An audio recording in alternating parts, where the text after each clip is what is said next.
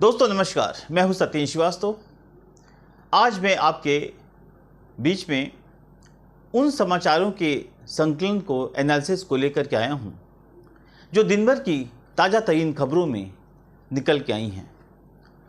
कुछ खबरें ऐसी हैं जो कहीं न कहीं समाज को राहत देने वाली हो सकती हैं, वहीं कुछ खबरें आपको सांसत में डाल सकती हैं। जी हाँ, इसके पहले कि हम उन खबरों के विश्लेषण में डिटेल्स में जाएं, आपसे मेरी वही गुजारिश, वही निवेदन है कि आपने अगर अभी तक हमारे दिल्ली सहारा के न्यूज़ चैनल को सब्सक्राइब नहीं किया है तो प्लीज़ सब्सक्राइब करें, लाइक करें और अपना प्यार आशीर्वाद हमें बांटते रहें। आते हैं खबरों के मेन संस्करण तरफ। देखिए, 18वीं लोकसभा का जो बजट सत्र है चल रहा है। लोकसभा के अंदर तीखी बहस चलना लाजमी है, क्योंकि अब वो विपक्ष नहीं रहा जिसकी कल्पना कभी भाजपा करती थी। क्योंकि कांग्रेस विहीन भारत का सपना देखने वाली भाजपा को कहीं न कहीं इस चुनाव के परिणाम से तकलीफ हुई है। इस पर कोई ये जग जाहिर है, इस पर कोई शक शुबा नहीं है। लगातार वाद विवाद प्रतिदिन लोकसभा में बहस के दौरान हो रहा है, लेकिन आज जो नज़ारा देखने को मिला, निश्चित रूप से उसको देख के कोई भी शर्मसार हो सकता है। लेकिन यहाँ पे आपको हम बताएं, इसके पहले कि वाकई हुआ क्या पार्लियामेंट के अंदर। कुछ ऐसे लोग हैं अभी भी सत्ता पक्ष में जो लगातार ऐसा कहा जाता है कि गांधी फैमिली को टारगेट करते हैं और उससे उनका प्रमोशन ज़्यादा बेहतर ढंग से हो पाता है। आज क्या हुआ? कल राहुल गांधी की काफ़ी तीखी बहस चल रही थी, लेकिन बहस का स्तर फिर भी मेंटेन था। आज पूर्व केंद्रीय मंत्री, हिमाचल प्रदेश की जो सांसद हैं, जो लगातार गांधी परिवार के खिलाफ कोई ना कोई उलझुल टिप्पणियां करते रहते हैं, उसके लिए फेमस भी हैं, उन्होंने आज यूपी के दो लड़कों दोनों से भिड़ गए। अब वो सोचते ये हैं कि अगर भिड़ने से या ऐसी कोई अपवाद चीज़ बोलने से या कोई स्तरहीन चीज़ बोलने से अगर वो कहीं ना कहीं मीडिया के लोगों की निगाहों में आ जाएंगे तो शायद वो कहीं भी आएँ। लेकिन सच्चाई ये है कि आम जनमानस ऐसे नेताओं, सांसदों से दूरी बनाकर रखना चाहता है, और भाजपा ने जो इस चुनाव में परिणाम पाया है ऐसे लोगों के कारण ही पाया है। अब उन्होंने अखिलेश यादव से उनकी तीखी बहस हुई।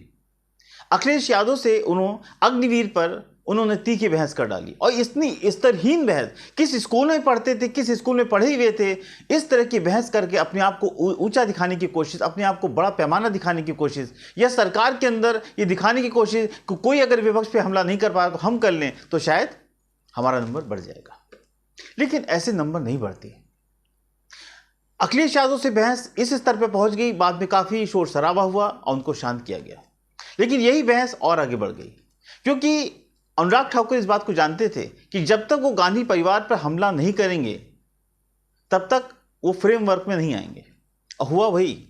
उन्होंने अपने बजट सत्र की शुरुआत में जब अपना स्पीच शुरुआत की तो उन्होंने शुरुआत में सीधे सीधे हमला किया, इतना गंभीर हमला जिसको हो सकता है कि लोकसभा अध्यक्ष शायद जो संसद की कार्रवाई उससे हटा भी सकते हैं, क्योंकि जो उन्होंने शब्दों का यूज़ किया, कहा जाता है वो असंसदीय प्रणाली है।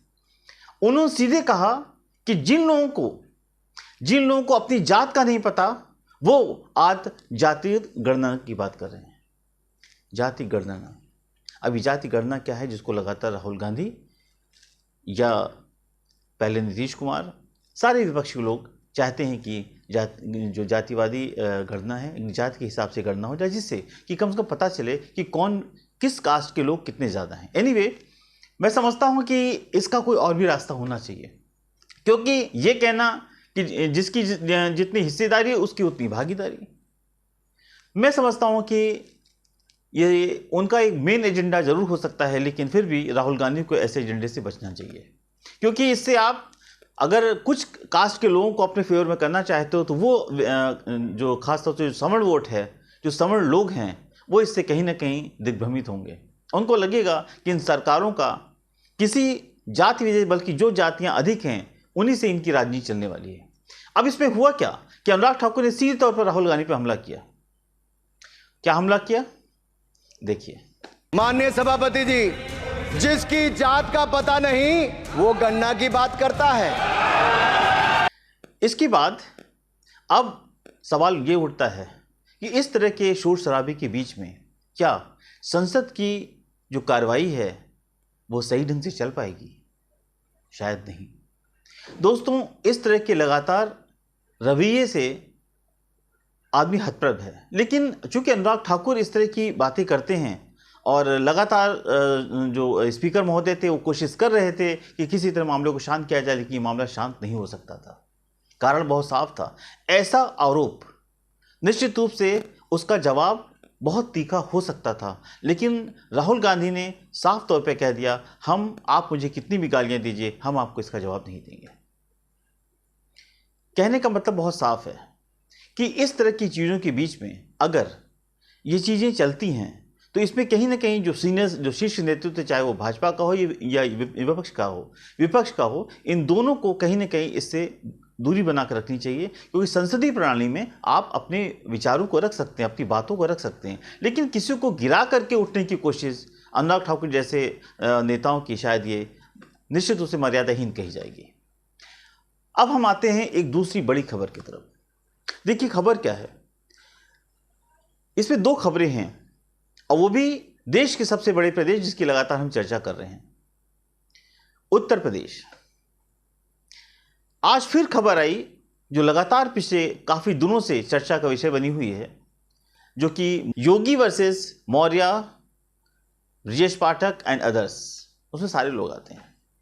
ये जो द्वंद्व है ये काफी दिनों से चल रही है। आज एक सम्मेलन के दौरान जहां योगी जी को भी आना था, दो डिप्टी सीएम पहले से आ गए थे, जैसे ही वहां पे अनाउंसमेंट हुआ वैसे ही दोनों डिप्टी सीएम वहां से चले गए। ये जो मैप तैयार हो रहा है, ये जो चरित्र उत्पन्न हो रहा है भाजपा के अंदर, ये पहले कभी नहीं था। अब देखिए दूसरी बड़ी खबर के साथ, इन खबरों के साथ योगी जी ने आज फिर एक बहुत बड़ा फैसला लिया। जीरो टॉलरेंस की बात करने वाले उत्तर प्रदेश के मुख्यमंत्री योगी आदित्यनाथ ने, जो कल एक बिल पेश हुआ था विधानसभा के अंदर, आज उस बिल को पास करा दिया। बिल क्या था? लव जिहाद। जी हां, अब लव जिहाद के ऊपर काफी लंबे समय से विवाद चल रहा है।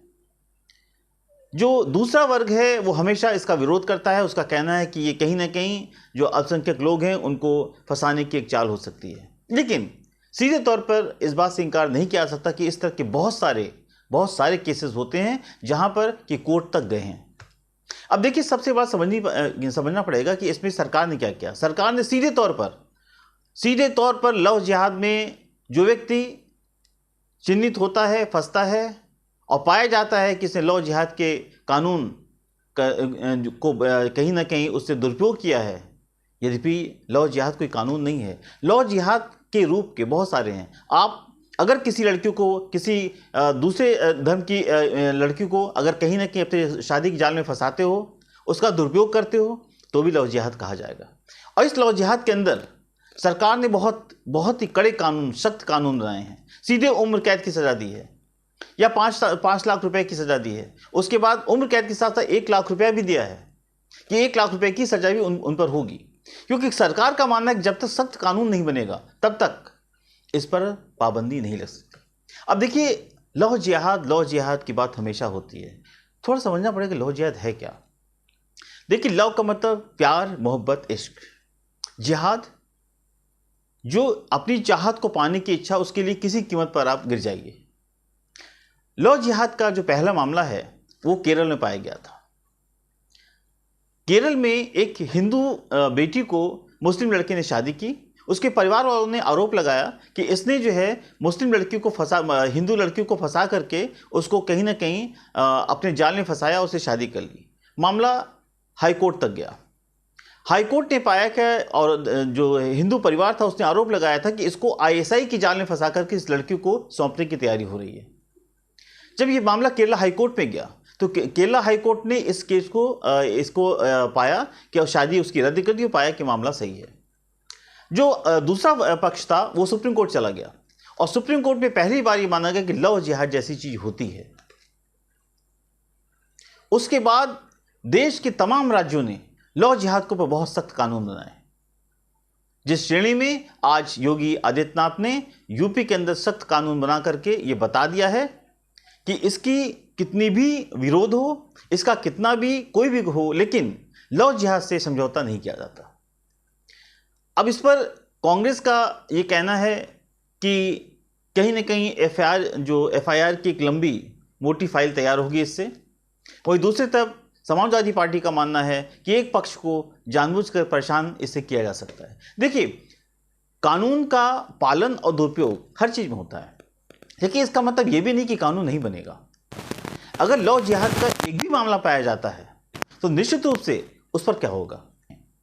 मैं सत्येंद्र श्रीवास्तव कल फिर एक नए संकलन के साथ, एक नए एनालिसिस के साथ आपके बीच में उपस्थित होऊंगा। नमस्कार।